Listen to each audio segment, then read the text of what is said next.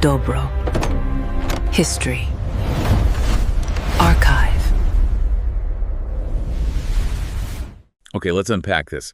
We are starting today's deep dive by placing a magnifying glass on what seems like an enormous military paradox. It really is. Picture this scene. It's 1939. You have the Soviet Union, a vast, mechanized, industrial behemoth. I mean, at the time, this is the fourth largest standing army in the world. Right. And it's equipped with thousands upon thousands of tanks and aircraft. It's a modern industrial war machine. And facing them, you have Finland, a small nation, predominantly agrarian and relying very, very heavily on reservists. And I think crucially on their capacity for individual endurance. That's the Winter War for you, November 1939 to March 1940. And the scale of that disparity is just astonishing. It's why this conflict, it's still a textbook example of asymmetric warfare. What are the numbers we're talking about here, just to set the stage? The Soviets deployed over 500,000 men. Some sources say closer to 750,000. And with them, they brought roughly 6,000 tanks and about 3,000 aircraft. 6,000 tanks. That's an incredible number. It's an overwhelming force. And Finland's defense, well, it was essentially built on the spirit and, like you said, the sheer physical toughness of its individual citizens. And this staggering technological and industrial imbalance, it leads us directly to the central, almost unbelievable paradox of this entire deep dive. Which is? How did one single individual, a simple Finnish farmer and reservist, manage, in just 100 days of fighting, to inflict what our source material confidently asserts were battalion-level casualties on the Red Army? One man. It's mind-boggling. And that individual, of course, is Simo Häyhä. Simo Häyhä. He earned the moniker that, it haunts military history, Belaya Smrt. That was the name given to him by the terrified Soviet troops he was facing. And that translates from Russian as? The White Death. Chilling. What about his own side, the Finns? What do they call him? To them, he was simply the magic shooter, which is, a bit more poetic. But even that, he probably would have found it a bit much. He would have preferred you just called him a hard worker. Our mission today, then, is crucial.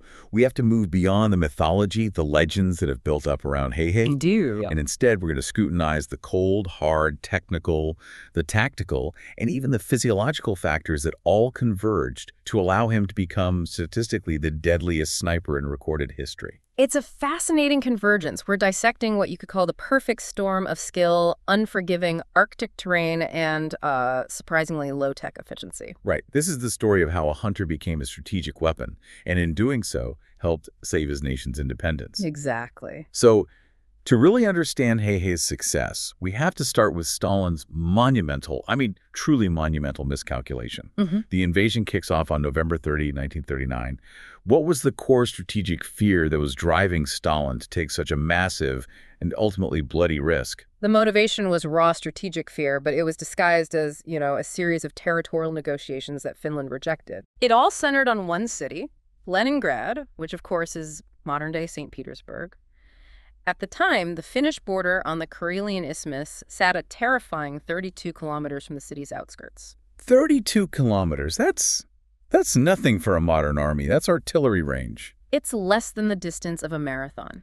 In Stalin's mind, and you can see his point, this proximity represented an intolerable vulnerability. Especially given the geopolitical climate. Precisely. This is just after he signed the Molotov-Ribbentrop Pact with Nazi Germany. He feared, and as it turns out he was correct, that a major European war was just on the horizon. So he's looking at Finland and thinking they could be a potential staging ground for an attack. Exactly. He worried that German forces, or, forces operating through a potentially hostile Finland, could launch a rapid attack directly into the heart of Soviet industry and power in the north. Leningrad was a crown jewel. So the goal wasn't just conquest for conquest's sake, which is often how it's painted. It was a preemptive border adjustment, really. Create a massive buffer zone around his vital strategic assets. That was the strategic logic.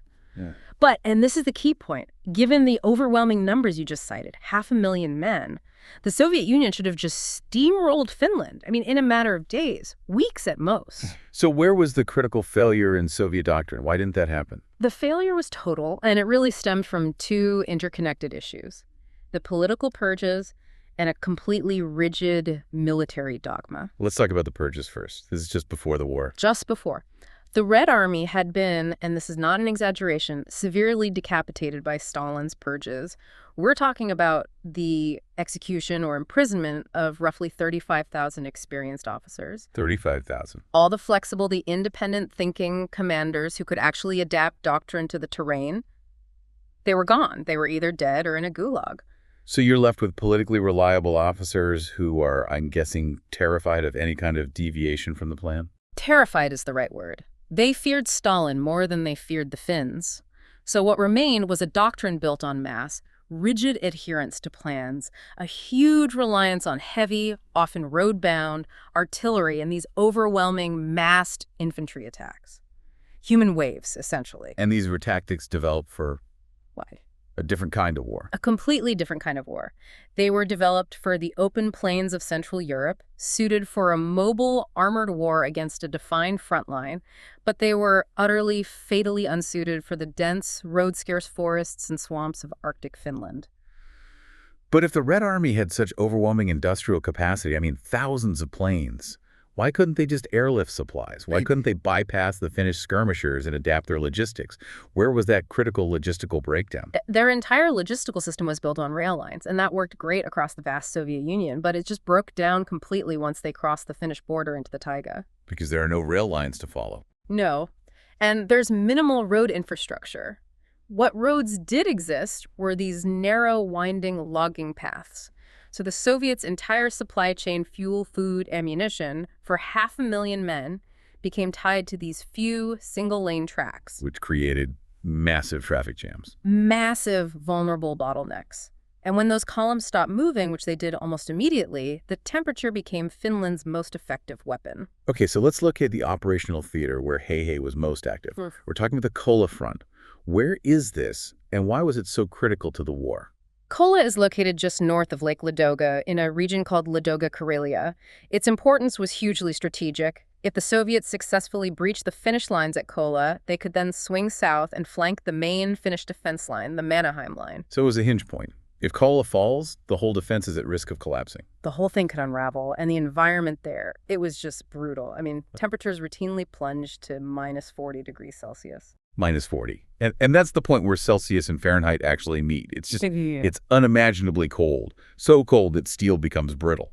It is. And this terrain was, as you said earlier, a mechanized nightmare.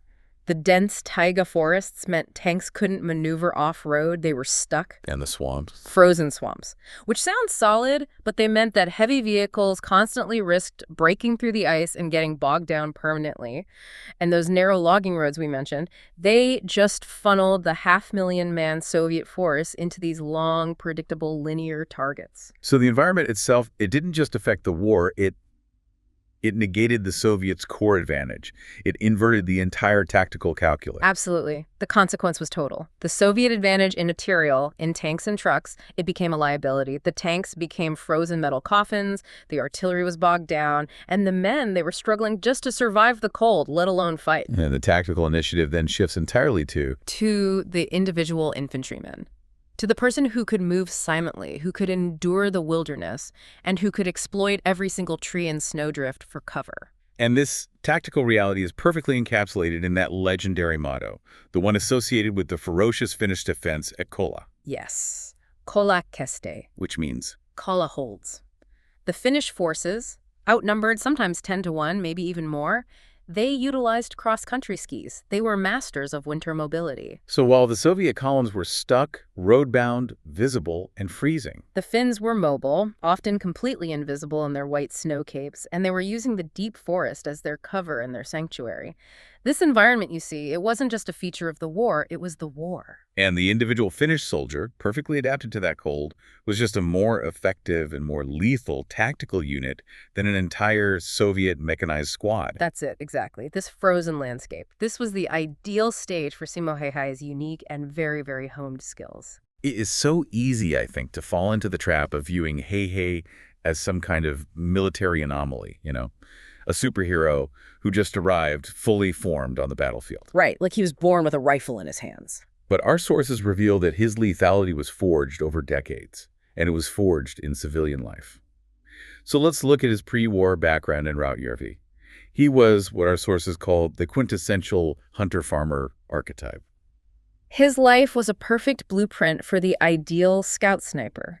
He was born in 1905, and he spent his entire youth engaged in the hard physical labor of agriculture and forestry. This wasn't, a hobby. This was survival. And this daily work built a raw physical stamina that I think is often overlooked when we talk about sniper craft. Oh, massively overlooked. We tend to focus on the eye and the trigger finger, the mechanics of shooting. Sure. But you are absolutely right. The key was his core physical endurance. To be an effective sniper in minus 40-degree weather, you have to be able to lie motionless in the snow for 10, 12, sometimes 14 hours straight. I can't even imagine that. It requires not just mental focus, but an incredible amount of muscular strength to resist the involuntary urge to shift your position. Or, and this is critical, to control the minute shivering that begins when hypothermia sets in. Any movement gives you away. So his body was just hardened by decades of this agricultural work to withstand discomfort and maintain that absolute stillness. Exactly. And then you have the other half of that archetype, the hunter. And again, this wasn't sport hunting, this was subsistence hunting, often with his Finnish Spitz dog, Kill. This was the real classroom then? This was the real classroom. He was out there tracking moose, capercaillie, smaller game, all through those dense Karelian forests. This is where he internalized the skills that the military can't really teach you. Because yes. A deep, intuitive understanding of wind estimation, the subtle effects of temperature and elevation on ballistics, and I think above all, the hunter's patience. That crucial discipline of waiting for the perfect shot rather than forcing a mediocre one just because a target is visible. He learned to read the environment. Read the slightest cues in the natural environment. A disturbed snowdrift over there, a sound echoing a little differently through the trees. He used all of it to track and identify targets, long before they ever saw him. So he comes into the war with 2 decades of experiential training in fieldcraft and ballistics. And it translates directly from hunting an animal to hunting a man. Absolutely. And that raw expertise was then formally weaponized through the Finnish Civil Guard, the 𝐏𝐻𝐿𝐴𝐻𝑒𝐿𝑢skunta, which she joined when he was just 17 years old. And this organization, the Civil Guard, it was more than just a home guard, right? It wasn't like a weekend militia. Far more. It was the national backbone of Finnish defense. It was a paramilitary organization designed specifically to promote marksmanship and defense skills across the entire male population. And how rigorous was this specific training? Was it competitive? It was pathologically competitive. The source material really emphasizes this. The Civil Guard sponsored relentless shooting competitions at every level. Local leagues, district championships, provincial cups. It was a national obsession. And Häyhä wasn't just good. He was obsessed. The anecdote about him filling his farmhouse with shooting trophies, that isn't just color. It demonstrates a profound competitive intensity. For Simo Häyhä, marksmanship wasn't just a skill. It was a deeply ingrained identity, forged through constant competition against his peers. I want to focus on a detail you mentioned earlier because it is genuinely jaw-dropping. Yeah. And it speaks to a level of mechanical mastery we rarely see today, the rapid-fire drills. Yes. This is a documented feat from his training regimen. He could hit a target 150 meters away 16 times in 1 minute. 16 times. With a bolt-action rifle. With a bolt-action rifle. Now, just think about what that requires. A standard bolt-action rifle demands manual operation for every single shot. You fire, you unlock the bolt, you pull it back to eject the spent casing, you cycle the bolt forward to load a new round, you lock the bolt down. All before reacquiring the target and aiming again. Right. To do that 16 times in 60 seconds, that is nearly 1 round every 3.7 seconds. And that includes a flawless, accurate aim every single time. It's basically muscle memory. It's complete muscle memory, a rhythmic, subconscious efficiency. His left hand was constantly running the bolt while his right index finger was on the trigger, and his eye was already looking for the next target. To achieve that rate while maintaining accuracy, it approaches the practical efficiency of a semi-automatic weapon. And when you're facing waves of enemy infantry in the deep snow, that speed, combined with his precision, must have been absolutely devastating. Unstoppable. So it really sounds like his time in the Civil Guard just formalized the skills he already had. By 1939, Häyhä wasn't a recruit who needed cold weather training or marksmanship basics. No, he was a highly refined, pre-existing weapon system just waiting to be deployed. That is the perfect summary. He was a finished product, perfectly tailored for the specific problem set of the Winter War, and that's why his impact was so instantaneous. He deploys in December 1939, and he records 138 confirmed kills in those first 3 weeks alone. He hit the ground running. And the Red Army never knew what hit them. Okay, so let's shift our attention now to the instrument he used to achieve this incredible record. The centerpiece of the 𝐏𝐻𝐃 legend isn't some modern, bespoke tactical rig. It's a bolt-action rifle, the 𝐏𝐻𝐃 M2830. Also known as the 𝐏𝐻𝐃𝐂𝐓. Which means Finnish Spitz, like the dog breed. Right, named for its distinctive front sight that resembles the dog's ears. And our source material is so specific, it even gives us the serial number of his personal rifle, 35281.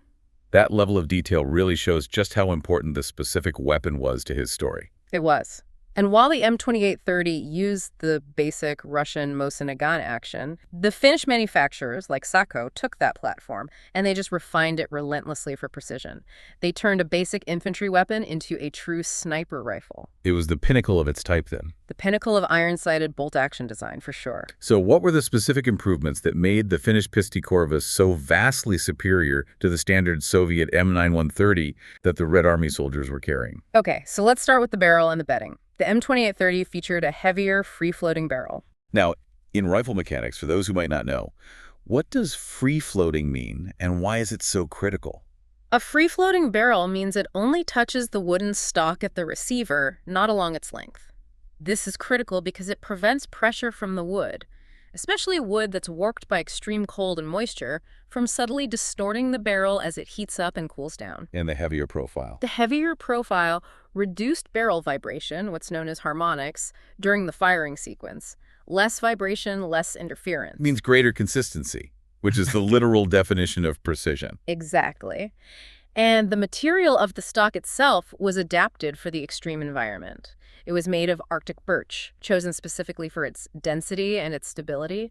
It was highly resistant to the warping and shrinking that plague softer woods in extreme Nordic weather. And the Soviet rifles just didn't have that love of finesse. No, they were produced for mass deployment. They prioritized quantity over consistent individual accuracy.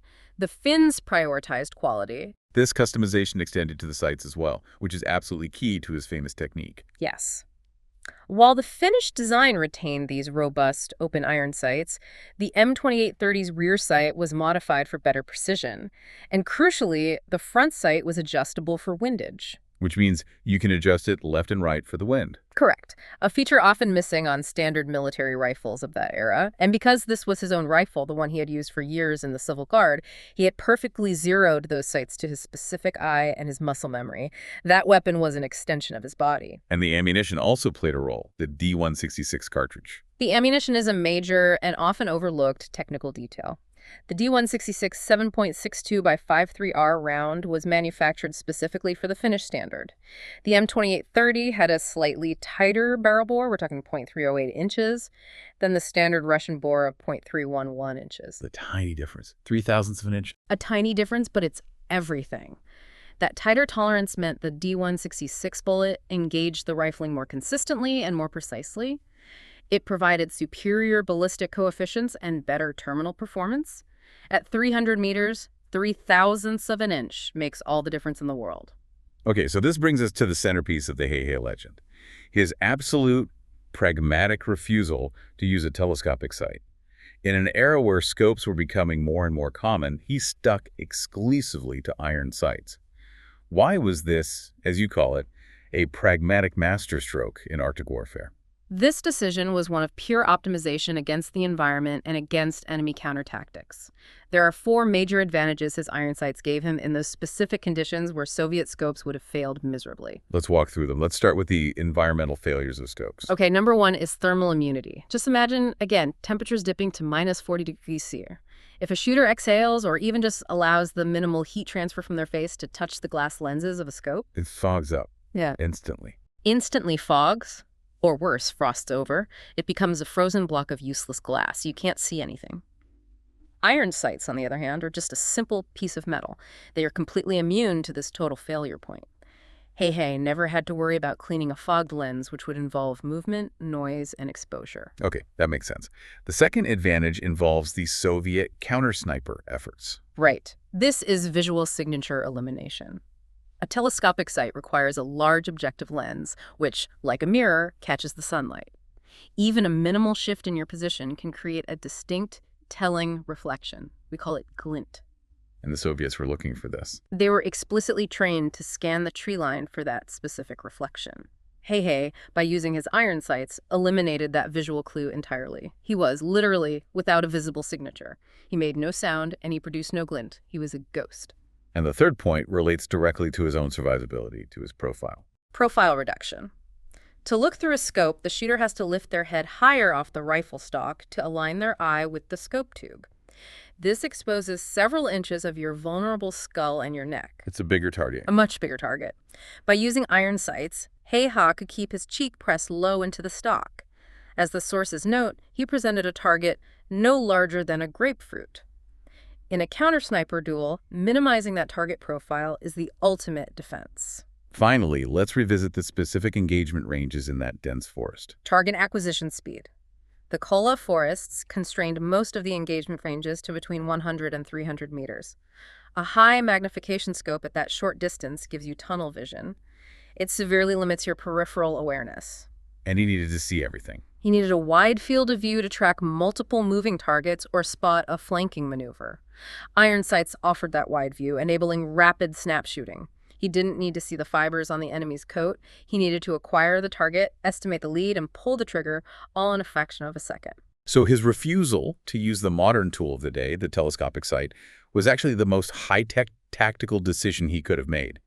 It was perfectly tailored for that specific operational environment. It was pure tactical optimization. It maximized his lethality and it minimized his vulnerability.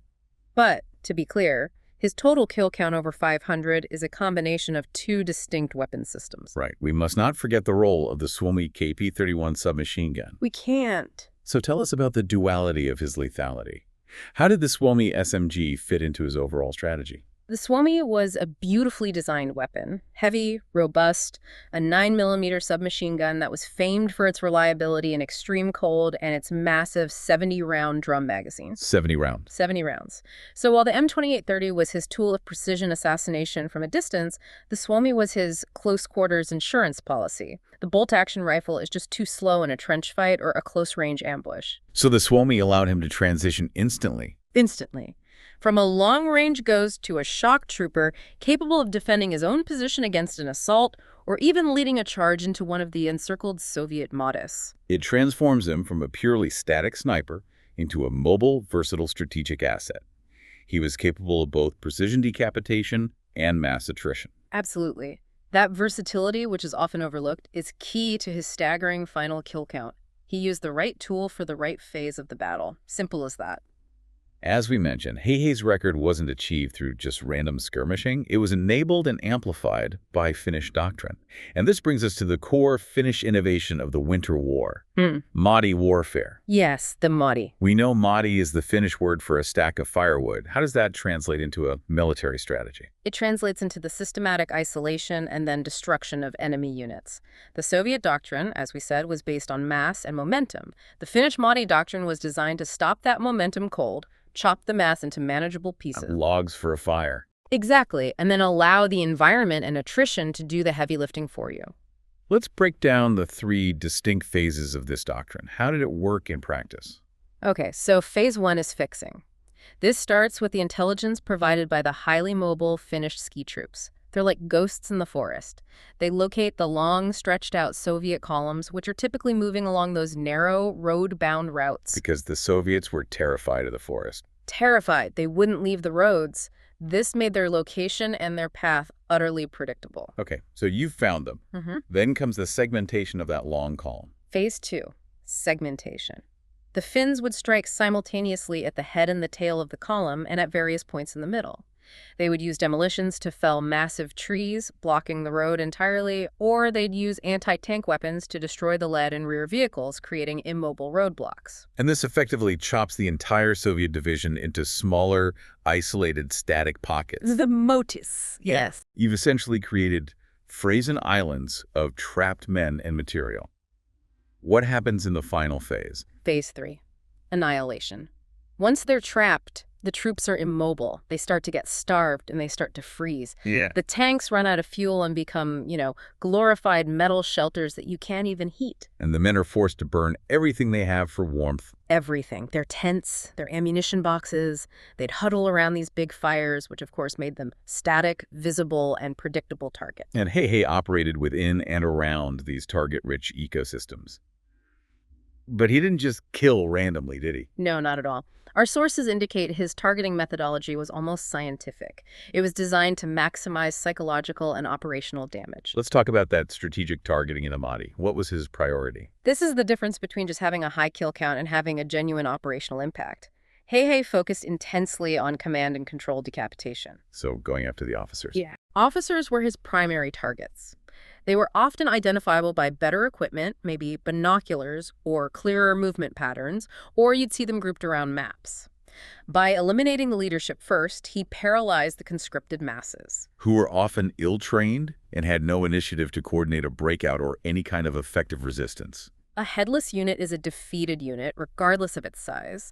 But he didn't just stop at officers. What other targets did he prioritize to maximize morale failure? He focused on logistical strangulation. He specifically targeted field kitchens and supply personnel. Why kitchens? Think about the physiological reality of minus 40 degrees C.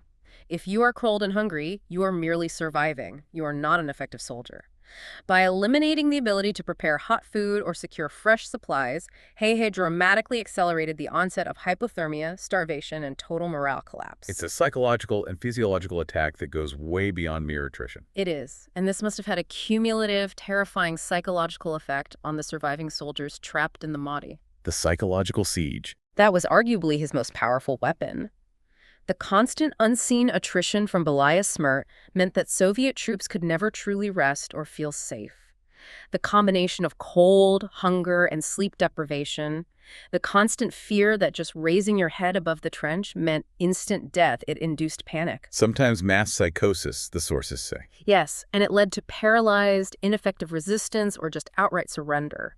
The sheer terror of being hunted by an invisible force was more debilitating than the bullets themselves. It's a profound example of how applying disproportionate precision at key vulnerability points, the leadership, the logistics, the morale, can dismantle a massive mechanized force from the inside out. He wasn't just killing men, he was destroying the unit's coherence and its will to fight. He was attacking the system's ability to function. And the sources suggest that on several occasions, just the rumor of the White Death being in a particular area was enough to slow or even halt Soviet patrols. He was a force multiplier in human form, a strategic asset of one.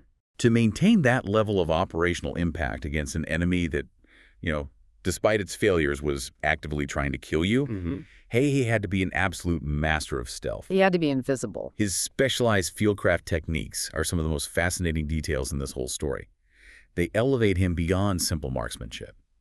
Let's start with the acoustic and visual signature, specifically masking his firing position. Right.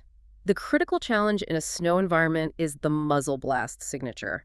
When you fire a high-powered rifle, the expanding gas violently displaces the light, loose snow around the muzzle, creating a huge, momentary cloud of white powder. a cloud that instantly reveals your position to anyone who's looking. It's a dead giveaway. So how did he counter this without using any modern sound suppressors or muzzle brakes? He used something the sources called the hardened ramp.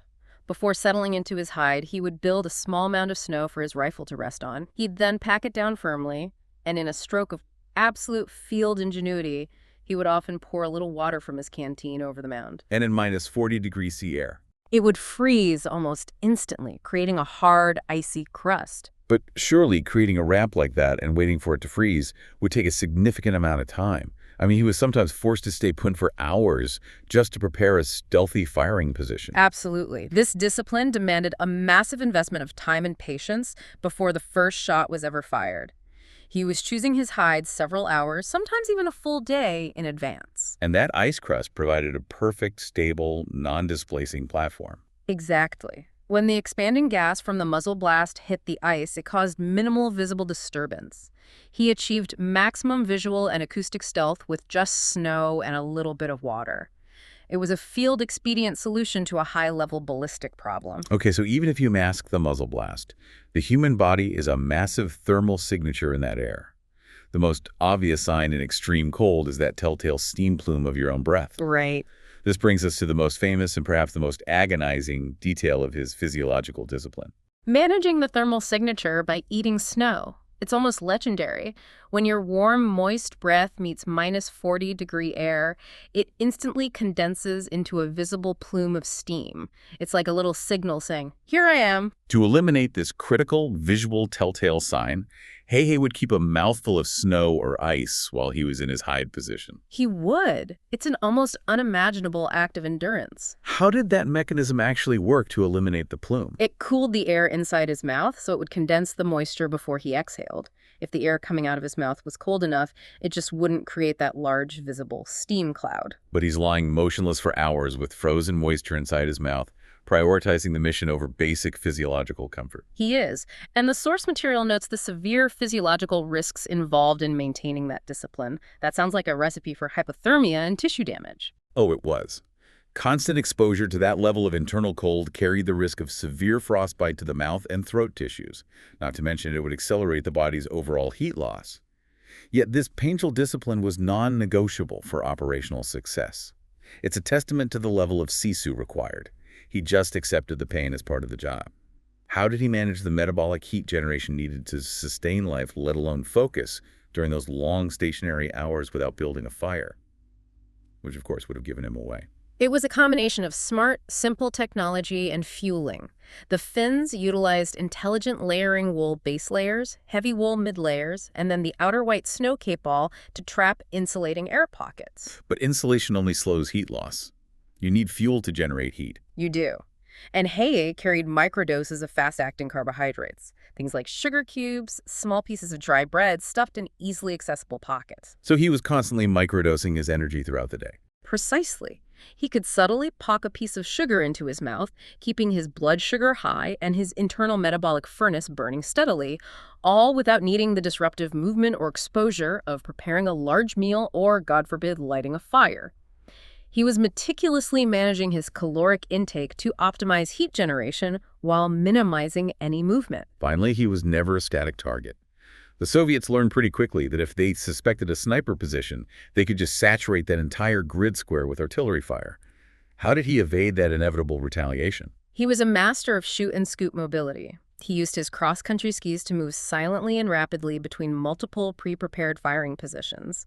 Because he knew the 𝐏𝐻𝐃 terrain so intimately, every dip, every cluster of trees, he could retreat quickly after firing, ski to a flank, and reappear from a completely different, completely unexpected angle. This meant that when the Soviets initiated their artillery response, the grid square removal, they were almost always firing at empty air. Exactly. He had already vacated the area. His mobility, combined with his use of deep, well-camouflaged foxholes when he was stationary, was his defense against indiscriminate violence.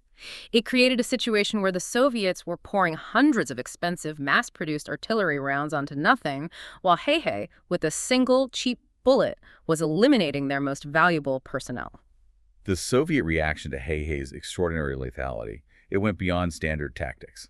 He wasn't just a military nuisance at this point.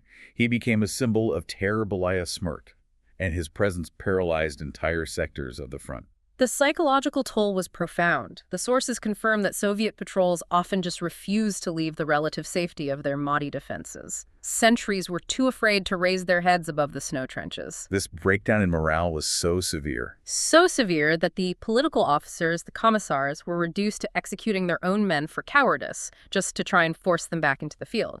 The bounty on 𝐏𝐻𝐃's head eventually reached a staggering figure for the time. They realized they couldn't just shell him. They had to specifically hunt him. And so they deployed their own elite snipers to run counter-operations against him. They did, and this led to the famous counter-sniper duel that perfectly validates 𝐏𝐻𝐃's tactical choices, especially his choice of iron sights. Tell us that story. The accounts detail one particular day where 𝐏𝐻𝐃 located and then waited for a skilled Soviet sniper who had been successfully targeting Finns in his sector. And 𝐏𝐻𝐃's patience, that hunter's patience, it was absolute. He stayed put all day, just watching, waiting. And what gave the Soviet sniper away in the end? As the light was failing, as the sun was setting, the adversary made the fatal error of moving slightly, maybe adjusting his position. And in that one moment, the low winter sun caught the glass lens of his telescopic sight. The glint. The glint. That single infinitesimal flash of light was all 𝐏𝐻 needed. He aimed with his iron sights and fired a single, instant killing shot. It was a direct validation of his decision to eschew the scope. His iron sights were literally his ticket to survival and his key to victory in a direct duel. When precision failed, the Soviets escalated to indirect fire desperation, that grid square removal you mentioned earlier. It was their way of fighting the invisible. If they couldn't locate him, they would just try to flatten the forest in a kilometer-square area with massive, indiscriminate barrages of artillery and mortar fire. It speaks to the level of panic he induced. It does. To defend against this open-assuming violence, his deep foxholes were crucial. But his mobility, the constant shoot and scoot, that was his primary protector. It ensured the shells landed where he used to be. Despite this incredible level of discipline and mobility, his operational career finally ended. Not by another sniper, not by a planned assault, but by a horrific moment of violent chance during a massed Soviet push in March 1940. Yes, March 6, 1940, the Battle of Yuzma.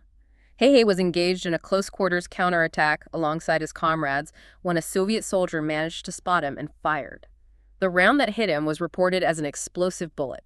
Let's clarify that term, explosive bullet, because it sounds a little overly dramatic. For a deep dive like this, what does that likely mean? In that context, explosive bullet often referred to a highly frangible projectile or one that was designed for observation. The Soviets frequently used tracer rounds, incendiary rounds, or, and this is the most likely culprit, observation rounds. Which contained a small charge. A small charge designed to create a puff of smoke upon impact for ranging artillery. These rounds, they weren't designed for armor penetration, but for visual effect, and they were highly unstable upon hitting soft tissue. The high-velocity impact caused the projectile to burst or fragment dramatically inside the target. And the result of this fragmentation on 𝐏𝐻? The round struck him in the lower left jaw. The impact was catastrophic. It shattered his entire mandible, it blew away nearly half of his face, and it severely damaged his cheek. His comrades reported that 𝐏𝐻 was immediately covered in blood and unconscious. One witness claimed 𝐏𝐻 was missing half his head. And the sheer chaos of the casualty evacuation process almost led to the final tragic end of the White Death. It did. Due to the massive, life-threatening blood loss and his total unresponsiveness, he was assumed to be dead, or at least beyond saving. He was placed on a stretcher and, according to legend, put in a pile of bodies that were awaiting burial or proper identification. But he was saved. He was only saved when a fellow soldier looking over the casualties noticed a minute physiological reaction, a slight twitch in his leg, a flicker of movement, something that indicated he was still somehow clinging to life. He was rushed to a field hospital and slipped into a week-long coma. And here's that incredible, almost poetic twist of historical irony. Simo Häyhä regained consciousness on March 13, 1940. It was exactly 1 week after he was wounded. And it was the very same day the guns fell silent all across Finland. The Moscow Peace Treaty was signed, ending the Winter War. The White Death woke up the literal moment his duty was concluded.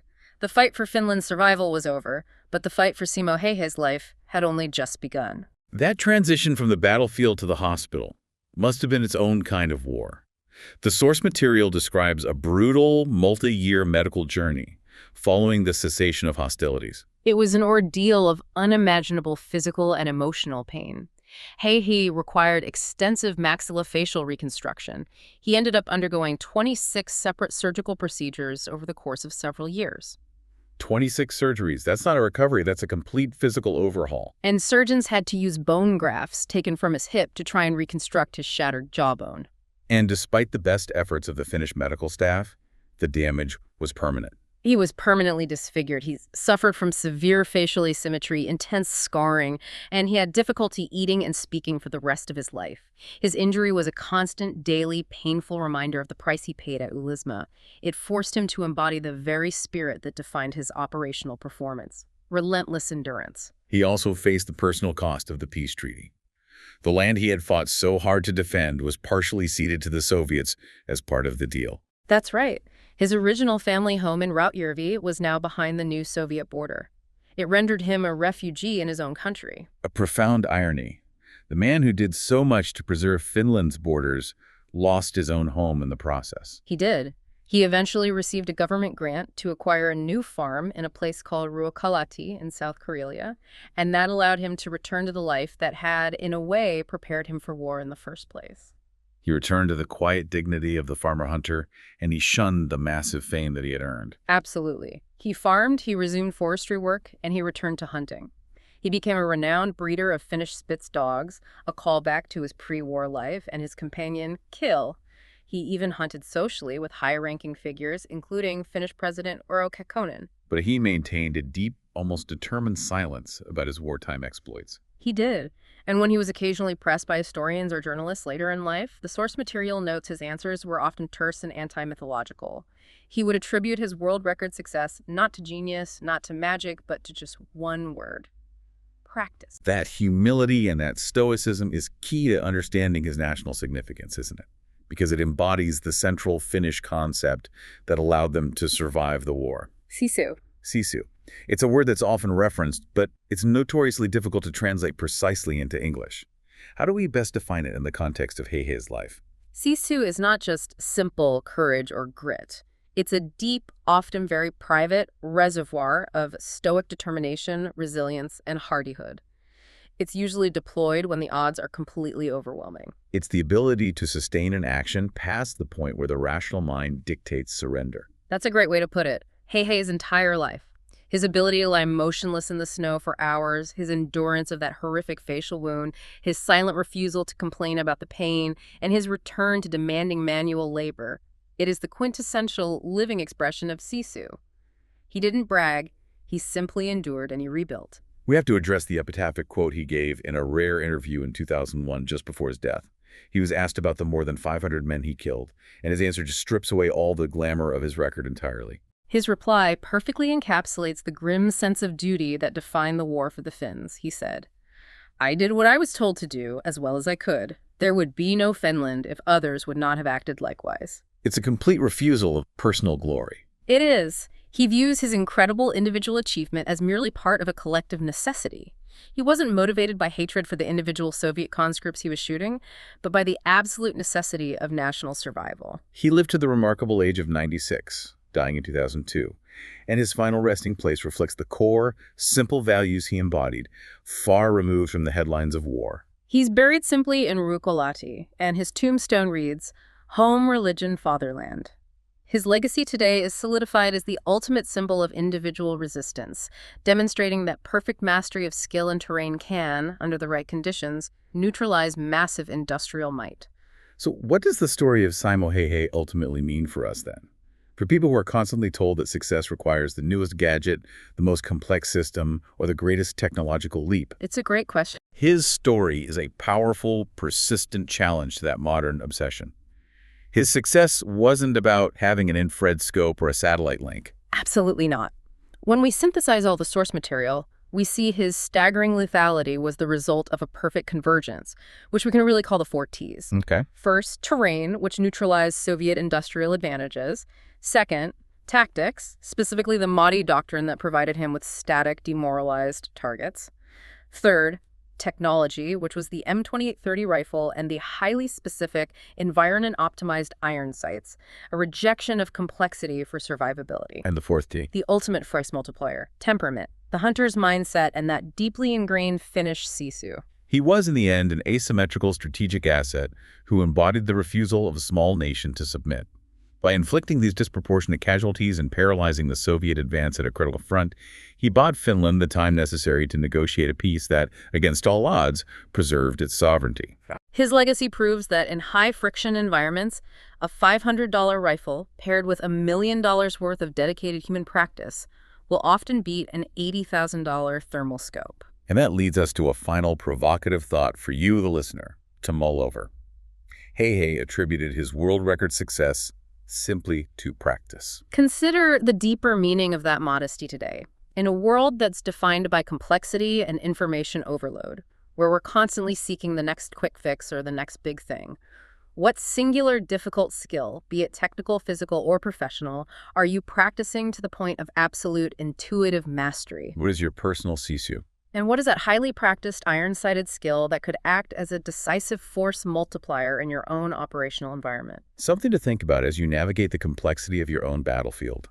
Thank you for joining us for this deep dive into Simo Häyhä and the asymmetry of the Winter War. We'll see you next time.